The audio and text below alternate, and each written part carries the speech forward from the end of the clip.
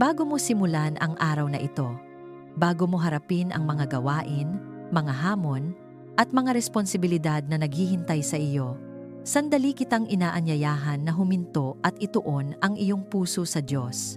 Dahil kung naririnig mo ang mensaheng ito ngayon, hindi ito aksidente. Hindi ka napadpad sa panalangin ito nang nagkataon lamang. Dinala ka rito ng Diyos upang paalalahanan ka ng isang katotohanang maaaring kailangan mong marinig ngayong umaga. Maaaring nagising ka na may pagod sa iyong katawan. Maaaring may mga alalahaning bumibigat sa iyong isip. Maaaring may mga panalangin matagal mo nang hinihintay na masagot. O mga pagsubok na tila paulit-ulit na dumarating sa iyong buhay.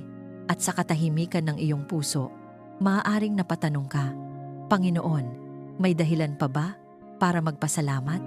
May pag-asa pa ba sa gitna ng lahat ng ito? Pakinggan mo ito ng malinaw. Magpasalamat kayo sa Panginoon at purihin ang kanyang pangalan, sapagkat ang Panginoon ay mabuti. Ang kanyang pag-ibig ay magpakailanman, at ang kanyang katapatan ay nananatili sa lahat ng salinlahi.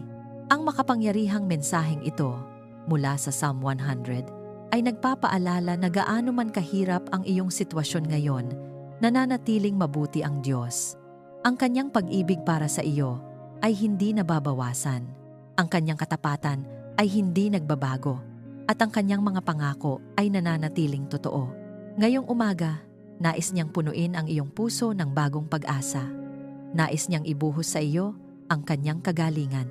May kapangyarihan, siyang pagalingin ang iyong katawan, palakasin ang iyong isip, at alisin ang mga pasaning matagal mo nang dinadala. Nais ka rin niyang protektahan sa buong araw na ito. Habang ikaw ay nagtatrabaho, nag-aaral, naglalakbay, o gumagawa ng iyong mga tungkulin, ang kanyang kamay ay nakapatong sa iyo. Siya ang iyong tagapagtanggol at kanlungan. At sa bawat hamon na iyong haharapin, nais kanyang dalhin sa tagumpay. Hindi dahil sa sarili mong lakas lamang, kundi dahil sa kanyang biyaya at pabor. Siya ang magbubukas ng mga tamang pintuan, magbibigay ng karunungan sa iyong mga desisyon, at magdadala ng mga pagpapalang, higit pa sa iyong inaasahan. Ang awit 100 ay isang paalala na kahit sa gitna ng pagsubok, maaari pa rin tayong lumapit sa Diyos nang may pasasalamat. Sapagkat ang Diyos na naging tapat kahapon ay siya ring Diyos na magiging tapat ngayon at magpakailanman. Kaya bago tayo manalangin, may hihilingin ako sa iyo. Kung naniniwala ka na mabuti ang Diyos, kung naniniwala ka na ang kanyang pag-ibig ay hindi nagkukulang, kung naniniwala ka na kaya kanyang pagalingin, protektahan, at dalhin sa tagumpay, pindutin mo ang like bilang isang hakbang ng pananampalataya. At kung hindi ka pa bahagi ng komunidad na ito ng panalangin, inaanyayahan kitang mag-subscribe. Dito, sama-sama tayong nagsisimula ng bawat umaga na may pasasalamat, pananampalataya, at pagtitiwala sa Diyos. Kapag pinili mong mag-subscribe, pinipili mong maging bahagi ng isang pamilya ng mga mananampalatayang naniniwalang ang Diyos ay nagpapagaling pa rin, nagpoprotekta pa rin, at nagbubuhos pa rin ng kanyang kagalingan, tagumpay, at pagpapala sa kanyang mga anak. Kaya ngayon, ihanda mo ang iyong puso.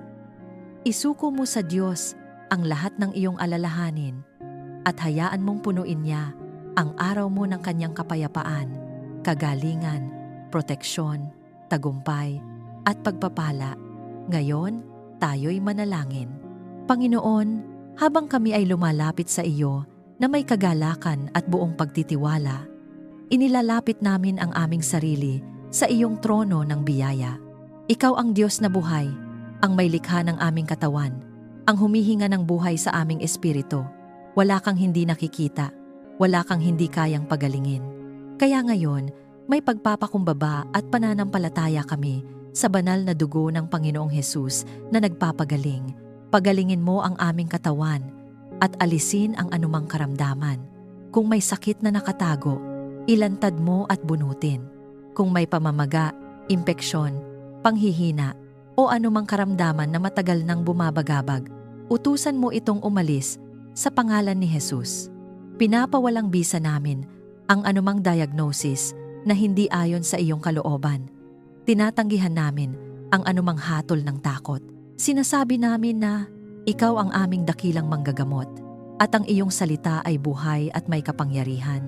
Kung may karamdaman na namamana, pinuputol namin ang anumang sumpa ng sakit na dumadaloy sa aming angkan. Sa kapangyarihan ng dugo ni Jesus, winawasak namin ang bawat espiritu ng kahinaan, bawat espiritu ng karamdaman, bawat espiritu ng pagdurusa.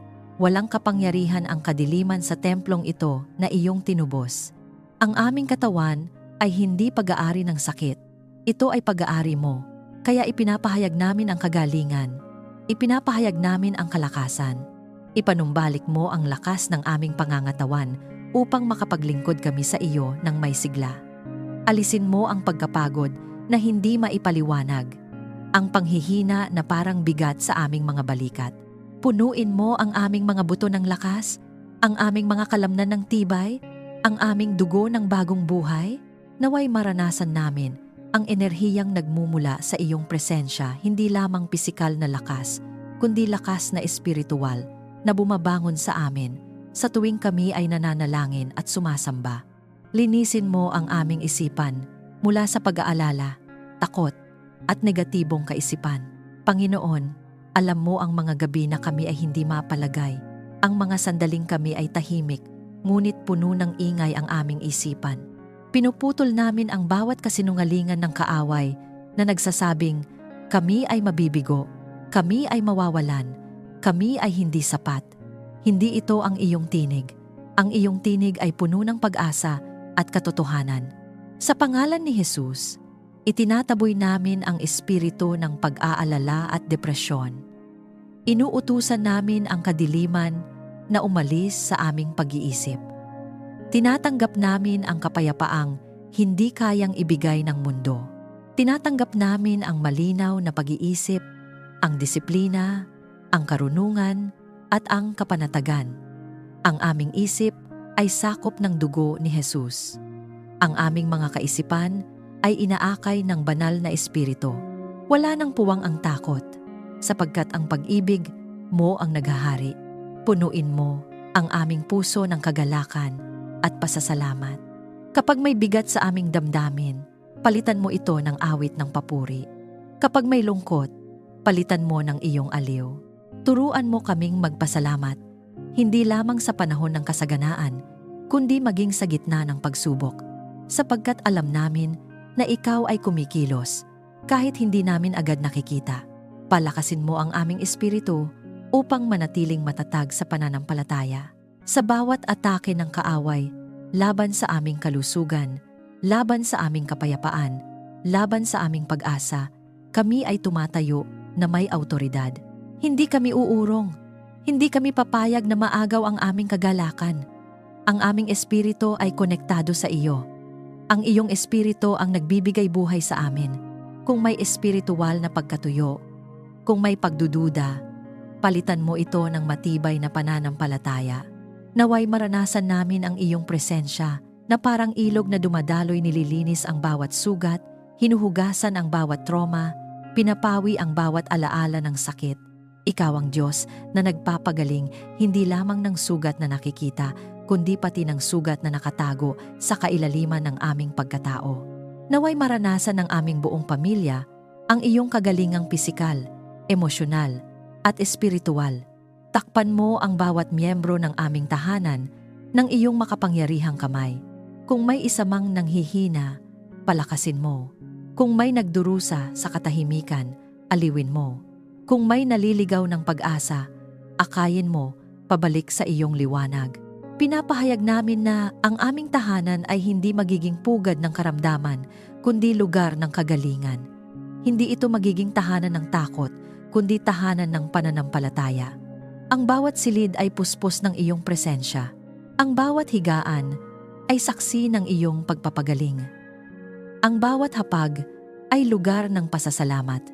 Sa espiritual na pakikibaka, kami ay tumatayo. Kinakansela namin ang bawat lihim na plano ng kaaway laban sa aming kalusugan.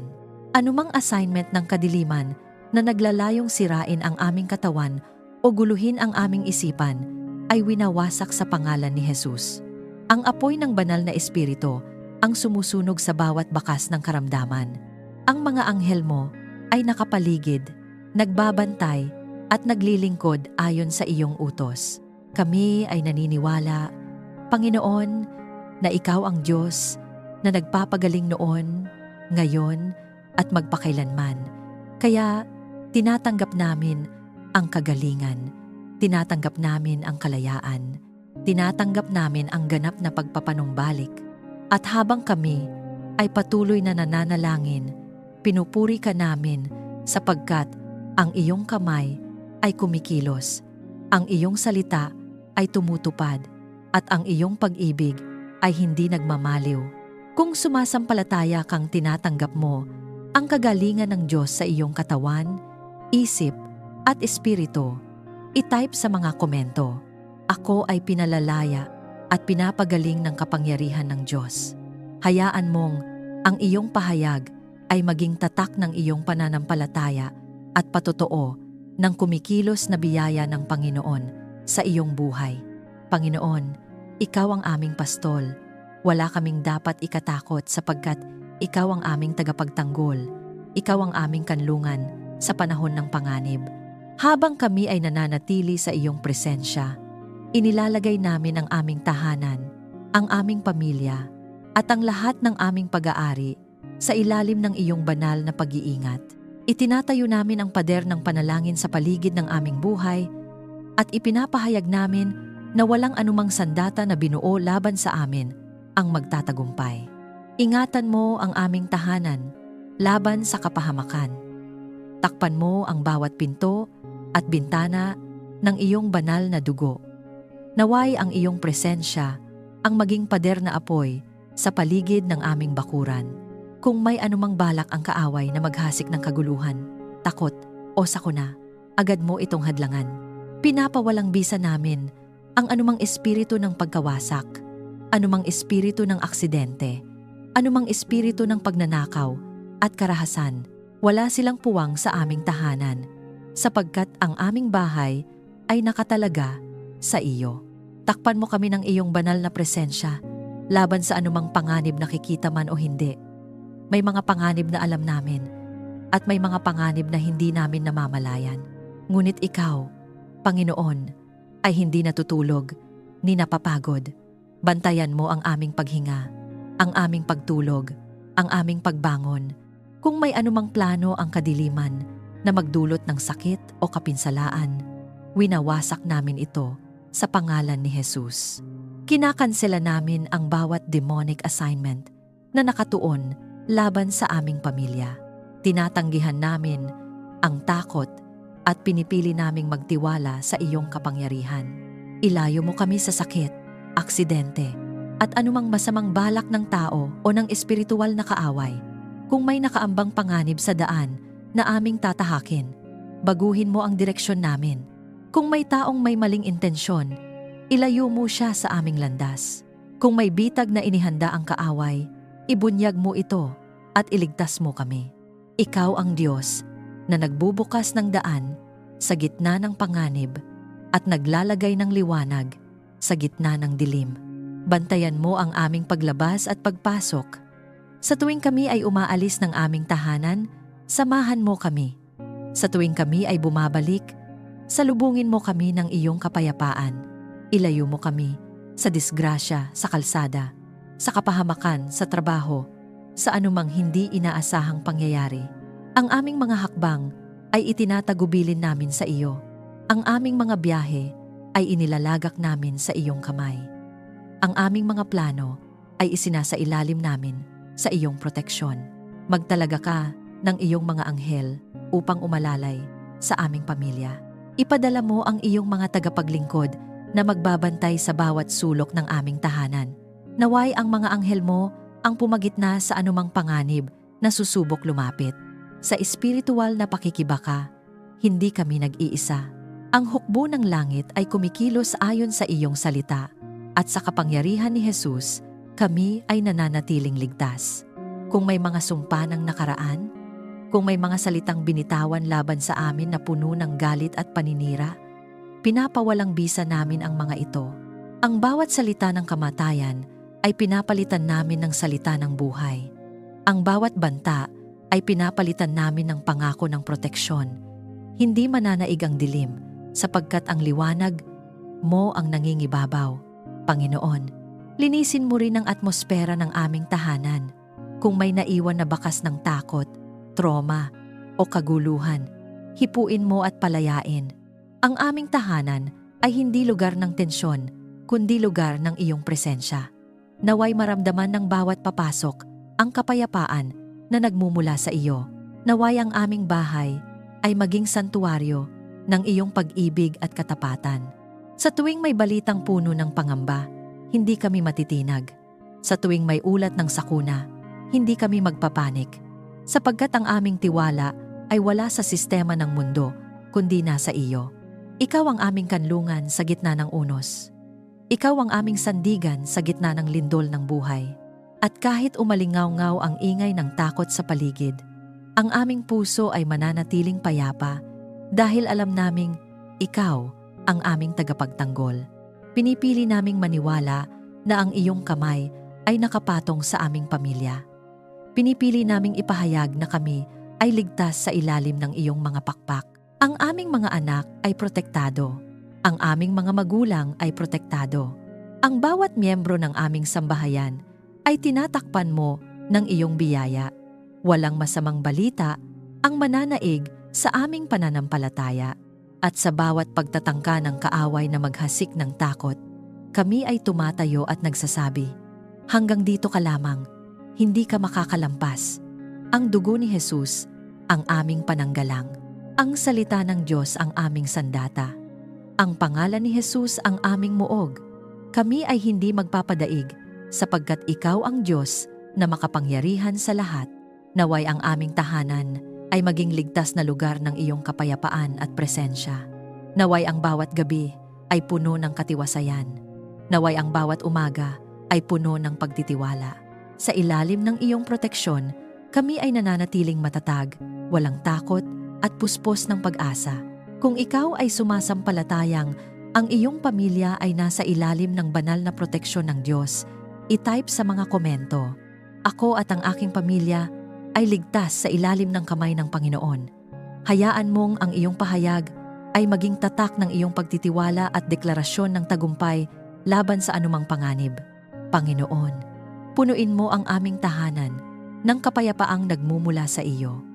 Ang kapayapaang nagmumula sa iyo ay malalim, matatag, at hindi matitinag.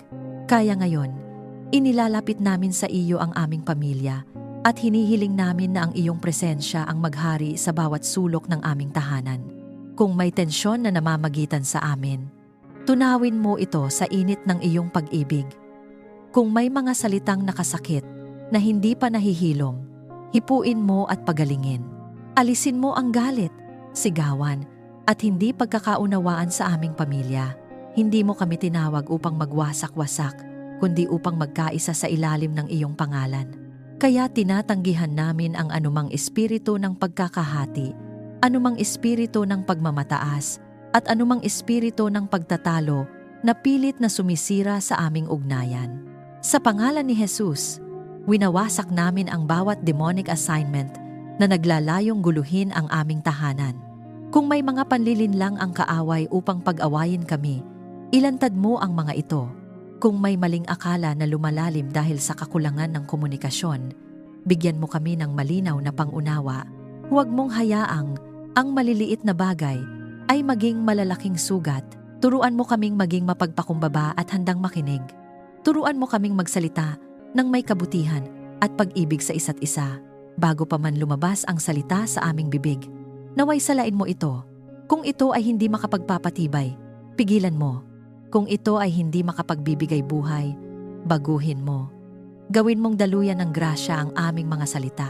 Naway ang aming tahanan ay mapuno ng papuri kaysa reklamo, ng pagpapahalaga kaysa paninisi, ng pag-ibig kaysa galit. Bigyan mo kami ng pusong marunong magpatawad. Alam namin na walang perpektong pamilya, at kami man ay nagkakamali. Ngunit tulad ng pagpapatawad mo sa amin, turuan mo rin kaming magpatawad sa isa't isa. Alisin mo ang anumang sama ng loob na matagal nang kinikimkim. Palayain mo kami mula sa tanikala ng nakaraan. Hindi namin hahayaang ang lumang sugat ang magdikta ng aming kinabukasan. Kung may miyembro ng aming pamilya na may dinadalang bigat sa damdamin, aliwin mo siya. Kung may lihim na pag-iyak, yakapin mo siya ng iyong presensya. Kung may tahimik na pakikibaka, palakasin mo siya. Huwag mong hayaang ang katahimikan ay maging dahilan ng paglayo. Sa halip, gawin mong tulay ang iyong pag-ibig upang kami ay muling maglapit. Ipaalala mo sa amin na ikaw ay mabuti at ang iyong awa ay magpakailanman. Sa tuwing kami ay nadadala ng emosyon, ibalik mo ang aming focus sa iyong katapatan. Sa tuwing kami ay nasasaktan, ipaalala mo na ikaw ang aming tagapamagitan at tagapag-ayos ng mga bagay na tila hindi na maaayos. Walang relasyon na hindi mo kayang ibalik. Walang pusong sobrang tigas na hindi mo kayang palambutin. Pinupuno namin ang aming tahanan ng deklarasyon ng kapayapaan. Ipinapahayag namin na ang kapayapaan ni Jesus ang maghahari dito. Hindi ang takot, hindi ang galit, hindi ang sigawan, kundi kapayapaan na may paggalang, may pag-unawa at may malasakit. Ang aming hapagkainan ay magiging lugar ng masayang usapan. Ang aming sala ay magiging lugar ng pagkakaibigan. Ang aming mga silid ay magiging lugar ng panalangin at kapahingahan. Kung may impluwensya mula sa labas na nagdadala ng kaguluhan, mga negatibong salita, maling payo o impluwensyang hindi nakalulugod sa iyo, putulin mo ito. Hindi namin papayagang ang aming tahanan ay mapasok ng anumang espiritu ng alitan. Ang aming pamilya ay sakop ng dugo ni Jesus. Ang aming samahan ay itinatag sa iyong pag-ibig. Sa gitna ng mga pagsubok, turuan mo kaming magkapit-bisig kaysa magturuan. Kapag may kakulangan, turuan mo kaming magdamayan. Kapag may hindi pagkakaunawaan, turuan mo kaming mag-usap ng may kababaang loob. Gawin mong matatag ang aming pundasyon upang kahit anong bagyo ang dumating, kami ay hindi matitinag. Naway ang aming tahanan ay maging lugar ng kagalakan at pagkakaisa. Isang lugar kung saan ang iyong pangalan ay itinataas, kung saan ang iyong salita ay iginagalang, at kung saan ang bawat isa ay nakararamdam ng pagtanggap at pagmamahal. Gawin mong buhay na patotoo ang aming pamilya ng iyong kapayapaan, isang ilaw sa gitna ng magulong mundo. At sa bawat sandali na susubok ang kaaway na guluhin ang aming isipan at damdamin, kami ay tatayo at magsasabi, ang kapayapaan ng Diyos ang naghahari rito. Ang pag-ibig ng Diyos ang nagbubuklod sa amin. Ang presensya ng Diyos ang nananatili sa aming tahanan. Kung ninanais mong maghari ang kapayapaan ng Diyos sa iyong pamilya, i-type sa mga komento, pinipili kong magpatawad upang maghari ang kapayapaan ng Diyos. Hayaan mong ang iyong deklarasyon ay maging simula ng mas malalim na pagkakaisa at banal na kapayapaan sa iyong sambahayan. Panginoon, ikaw ang pinagmumulan ng tunay na karunungan. Ang iyong pag-iisip ay higit sa aming pag-iisip, at ang iyong mga daan ay mas mataas kaysa sa aming mga daan. Kaya kami ay mapagpakumbabang lumalapit sa iyo. Kinikilala na sa aming sariling kakayahan ay kulang kami. Kailangan namin ang iyong patnubay, ang iyong liwanag, at ang iyong malinaw na tinig sa bawat desisyong aming gagawin. Bigyan mo kami ng karunungan sa bawat hakbang na tatahakin namin. Sa maliliit man o malalaking desisyon, turuan mo kaming sumangguni sa iyo. Huwag mo kaming hayaang pangunahan ng emosyon, takot o pagmamadali. Ilayo mo kami sa padalos-dalos na pagpapasya na magdudulot ng pagsisisi.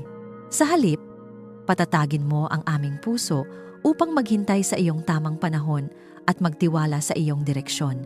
Turuan mo kaming lumakad ayon sa iyong katotohanan.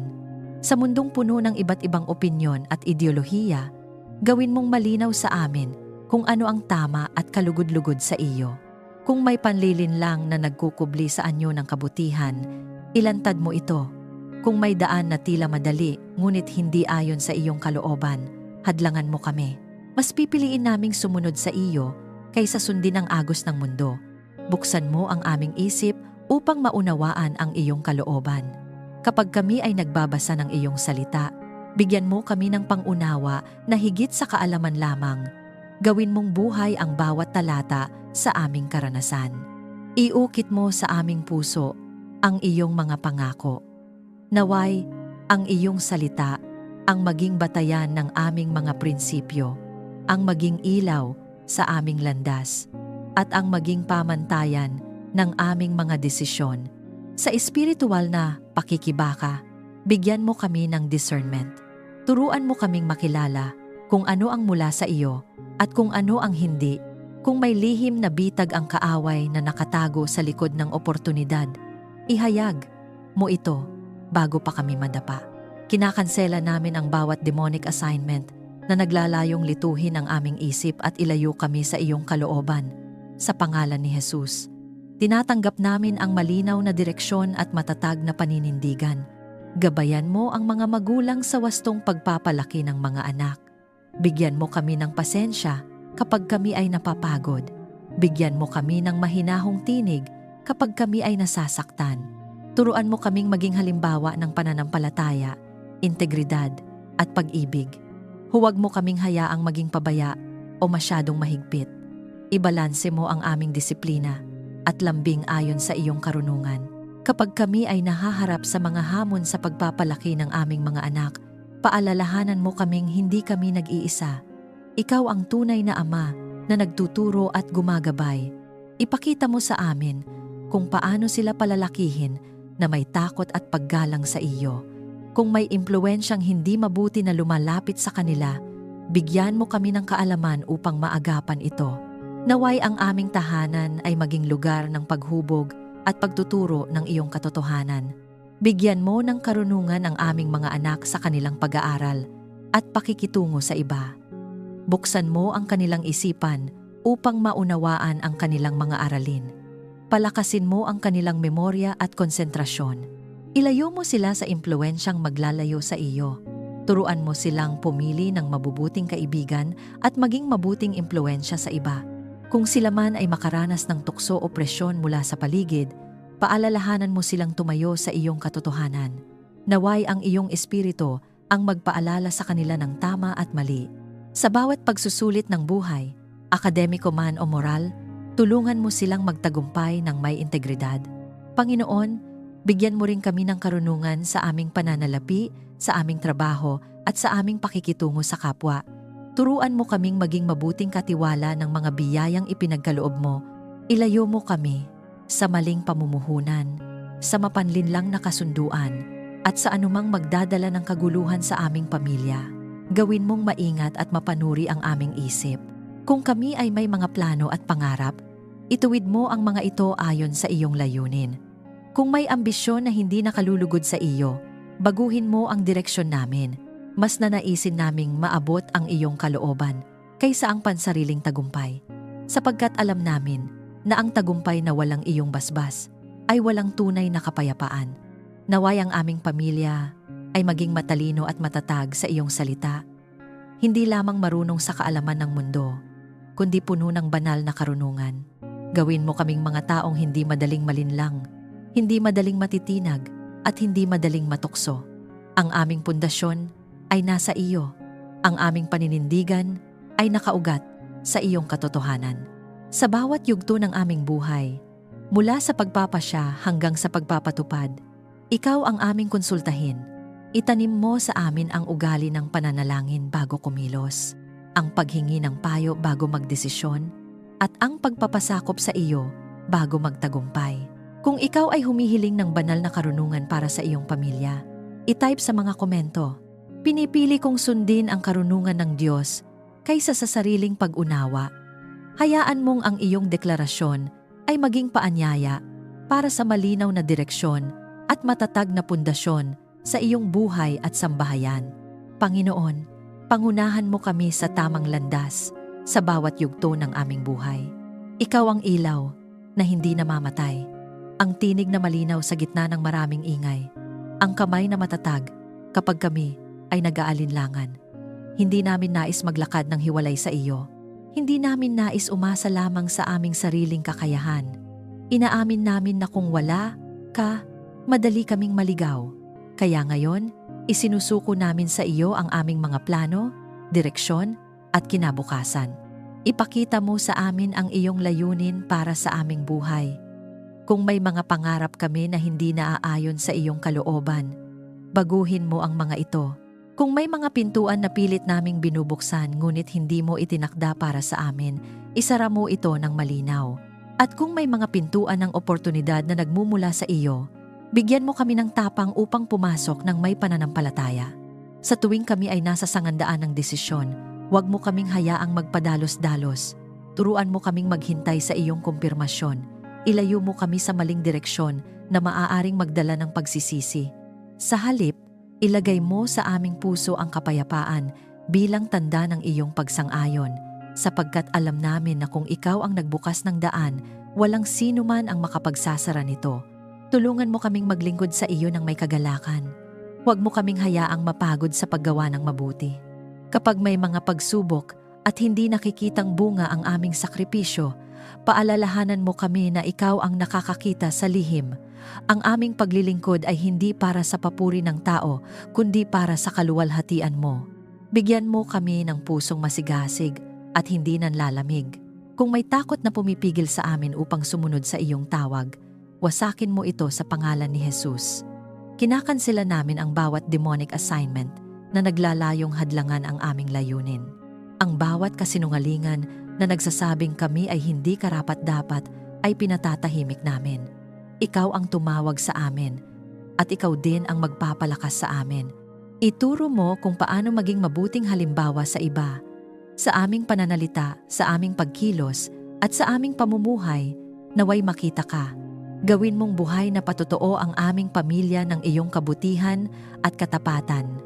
Kung may nakakakita sa amin sa oras ng pagsubok, naway makita nila ang aming pagtitiwala sa iyo.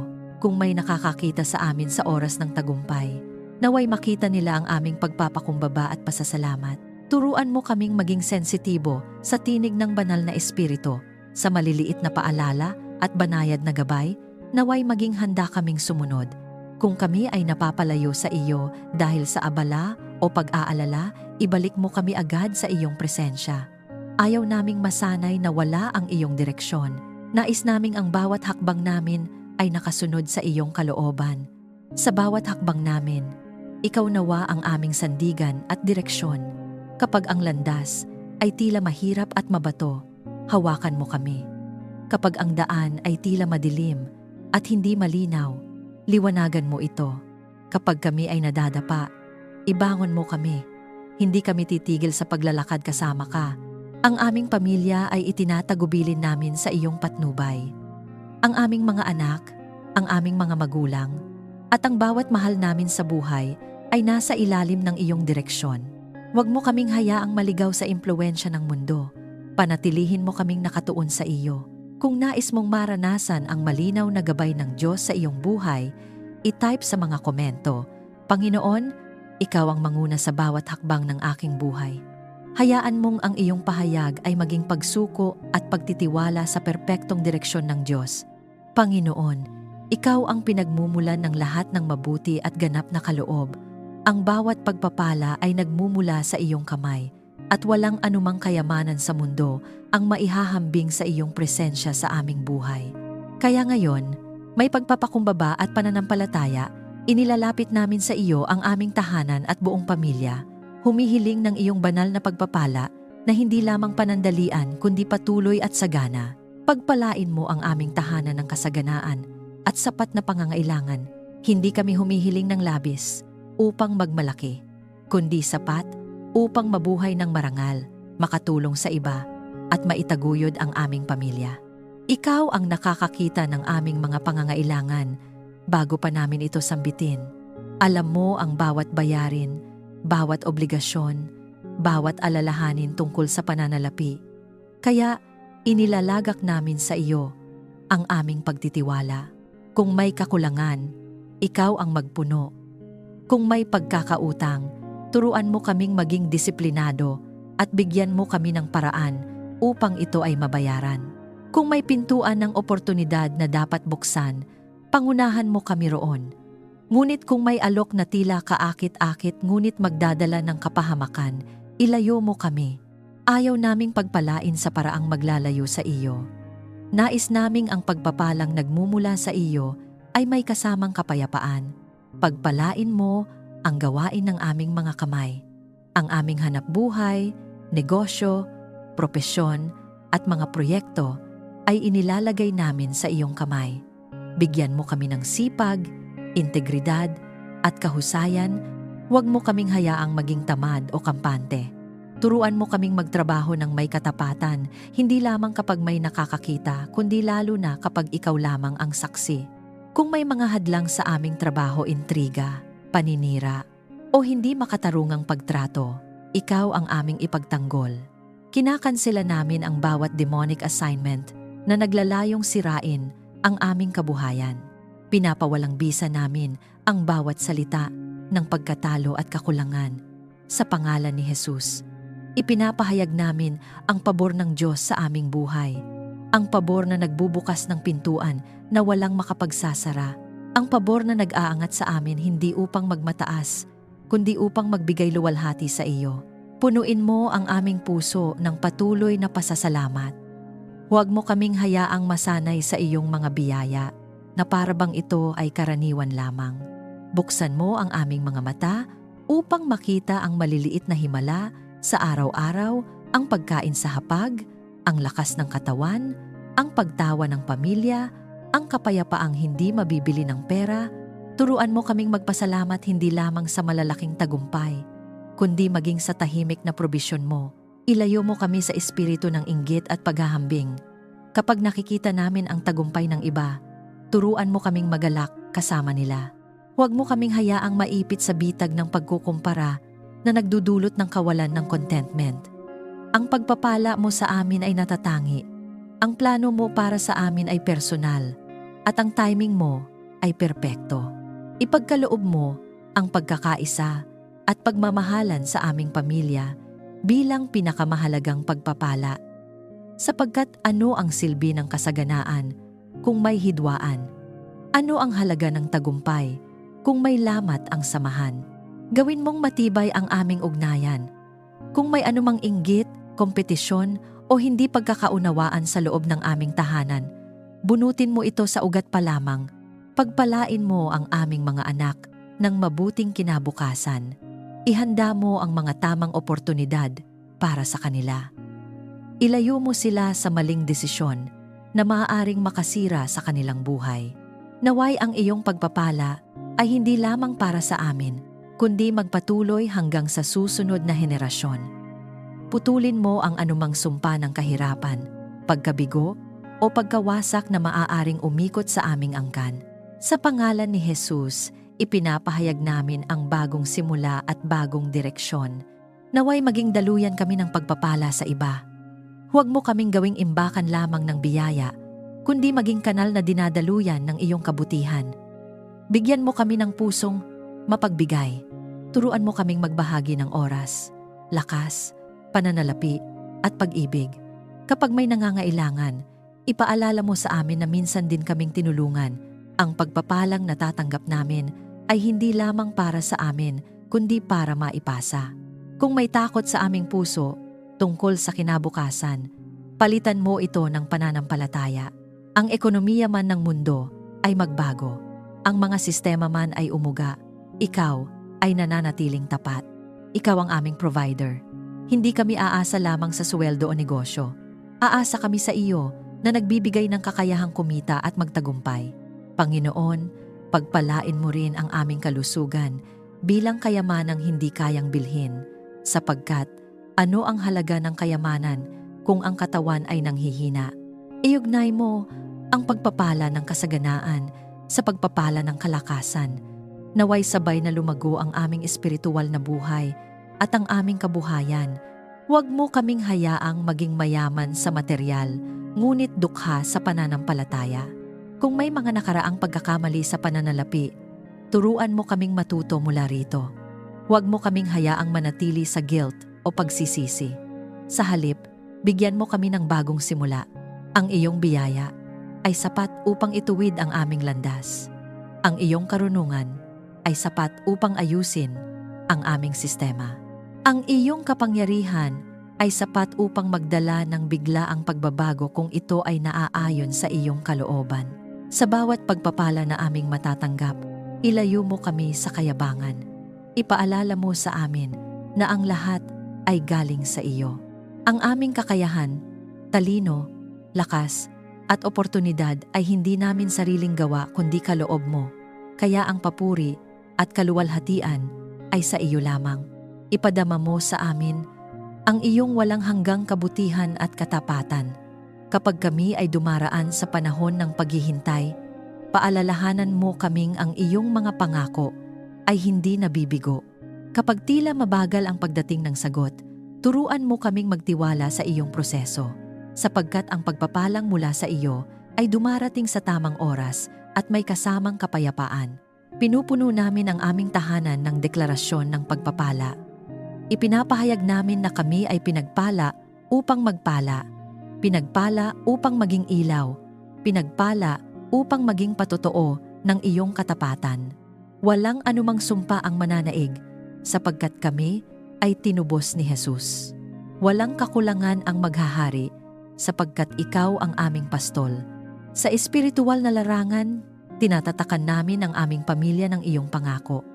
Ang bawat pagtatangka ng kaaway na hadlangan ang aming pagpapala ay winawasak. Ang bawat plano ng kadiliman laban sa aming kasaganaan ay kinakansela sa pangalan ni Jesus. Tinatanggap namin ang bukas na langit at umaapaw na biyaya kung ikaw ay naniniwalang ang iyong pamilya ay nasa ilalim ng pagpapala ng Diyos at handang maging daluyan ng kabutihan sa iba. I-type sa mga komento, "Pinagpala ako upang magpala at magbigay luwalhati sa Diyos." Hayaan mong ang iyong pahayag ay maging selyo ng pananampalataya at pagsang-ayon sa umaapaw na biyaya ng Panginoon sa iyong buhay.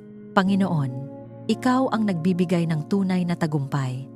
Sa bawat pagsubok ng buhay, sa bawat laban na tila lampas sa aming kakayahan, ikaw ang aming sandata at kalasag.